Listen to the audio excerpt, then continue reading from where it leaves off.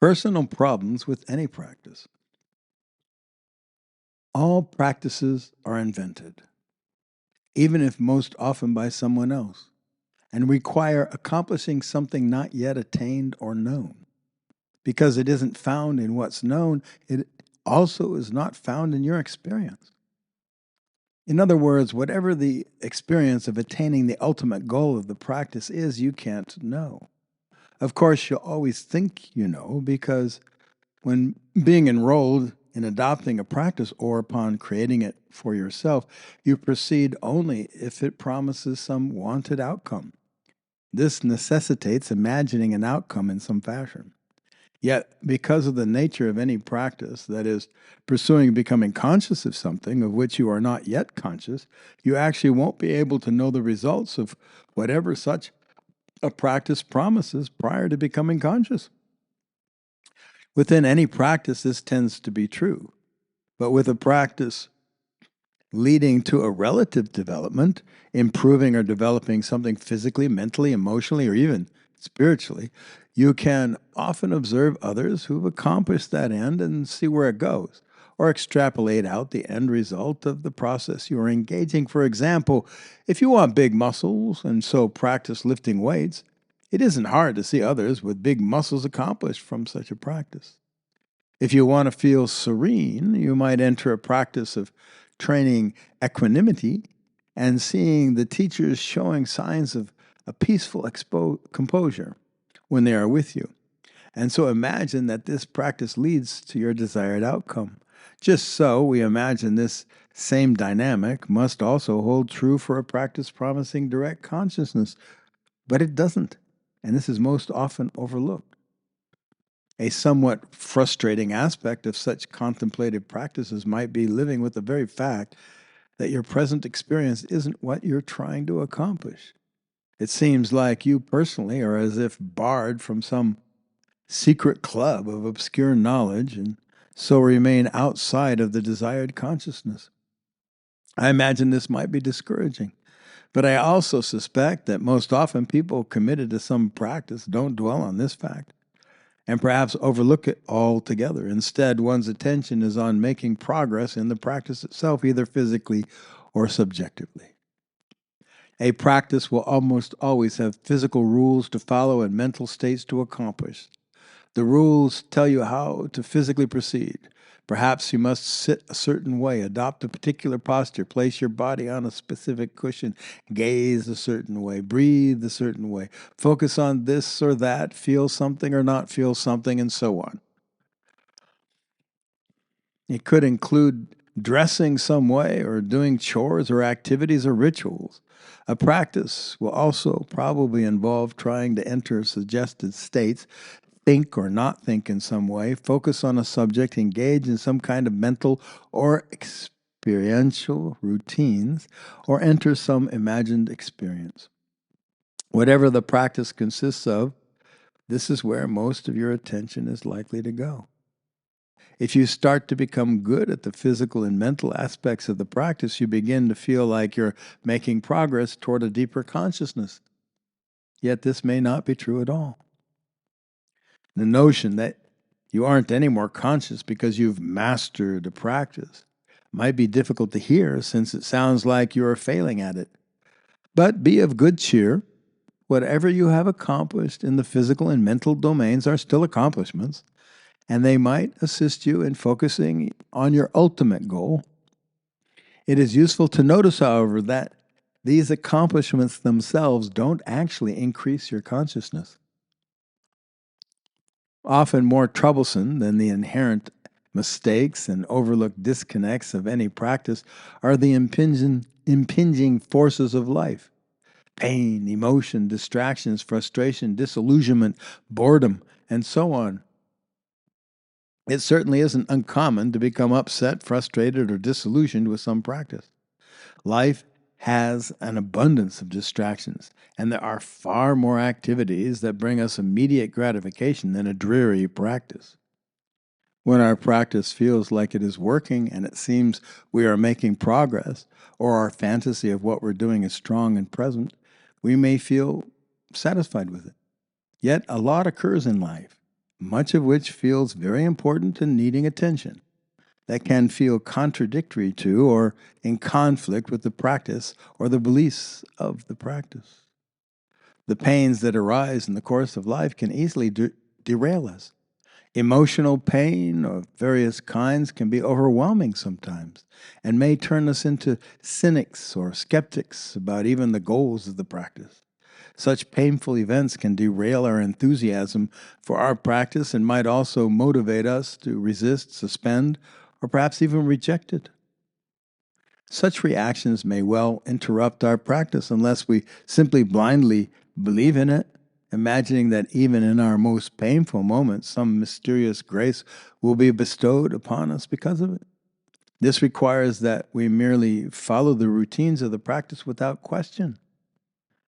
Questioning, however, should be the cornerstone of any practice to increase consciousness, and so blind faith is detrimental to real progress.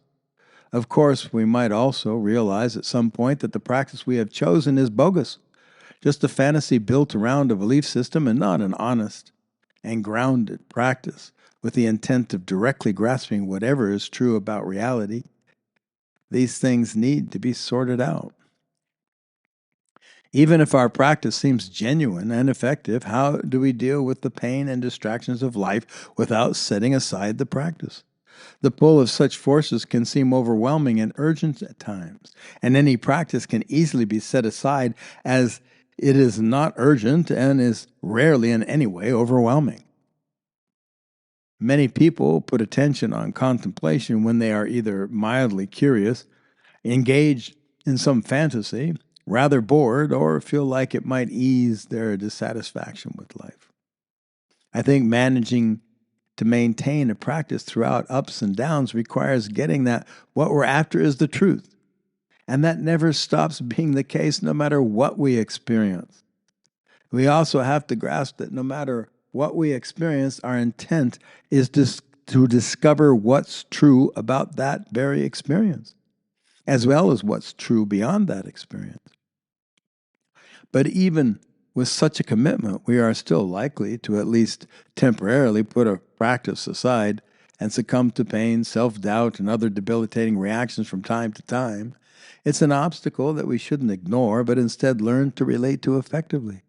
One way to do that, consistent with the practice committed to discovering the truth, is to investigate the very challenging experience we are enduring, contemplating its nature and why it exists.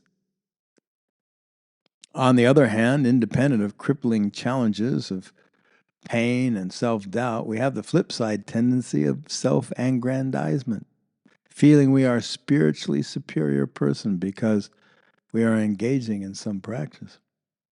This may or may not be obvious to us or others, since the culture of the practice itself might include a certain humility in its expression.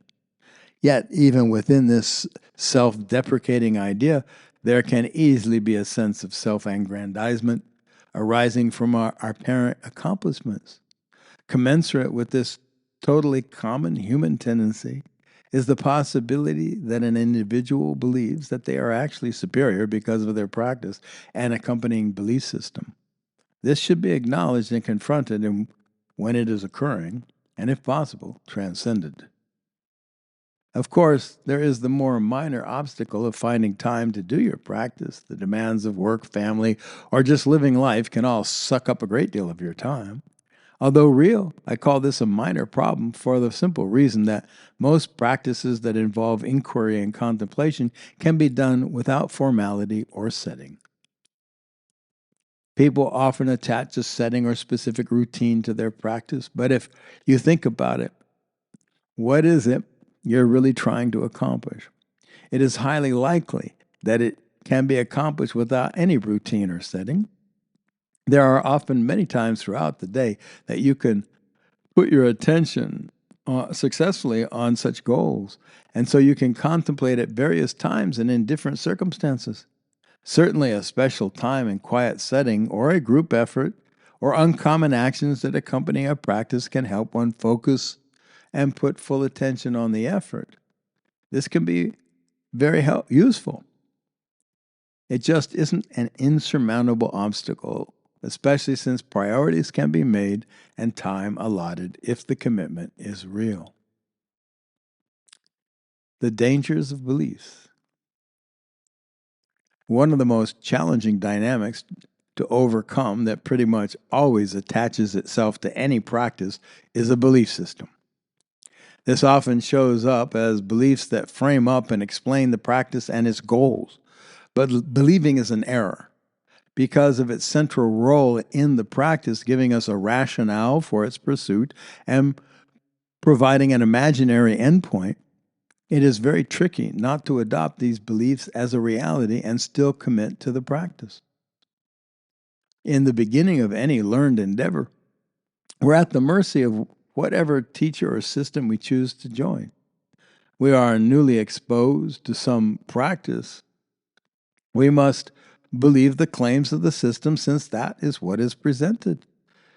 Given the presented practice resonates with us enough for us to take it up, we will likely seem to agree with our already established beliefs, or at least have a convincing argument about why it is effective. Since in the beginning we don't really know how effective a practice is or how it actually works, we are at the mercy of believing in what we are told, or what we have invented ourselves if we go down that road. So beliefs come with the package.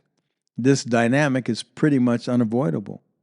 If you scrutinize any practice, you can observe the beliefs that are touted and how these influence the practice. But if you are clear-headed about it and look from a detached perspective, you can also discern many beliefs and assumptions not stated, but that are buried within it. It is very useful to dig out every belief attached to any practice, as well as every belief you have personally applied to it, and spend some time detaching from them all, viewing the practice newly once freed from them. Beliefs are just beliefs. They are not whatever is true. They are concepts of something claimed to be true. The chances are remote that they are even close to what is really true, because that's not their purpose.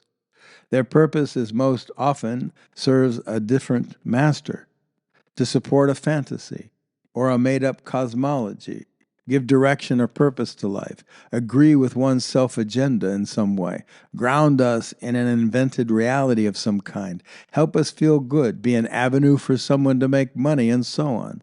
Those pursuits may seem useful to someone, but none are the pursuit of the truth. In any case, it is hard to recognize beliefs as beliefs and go beyond them to search for what is true, either using the practice or discarding it. Since all practices have some beliefs attached to them, these beliefs should be clarified and scrutinized, and discarded if at all possible. Blind beliefs are a trap in any practice. Even my own work falls prey to this dilemma. Before I wrote any books on consciousness, my committed students tended to have more breakthroughs, and after the books came out, they didn't. I can't say for sure, but it seems very likely this is due to the new students believing what I write, and so filling their heads with ideas and fantasies, even as I ward them off from doing that.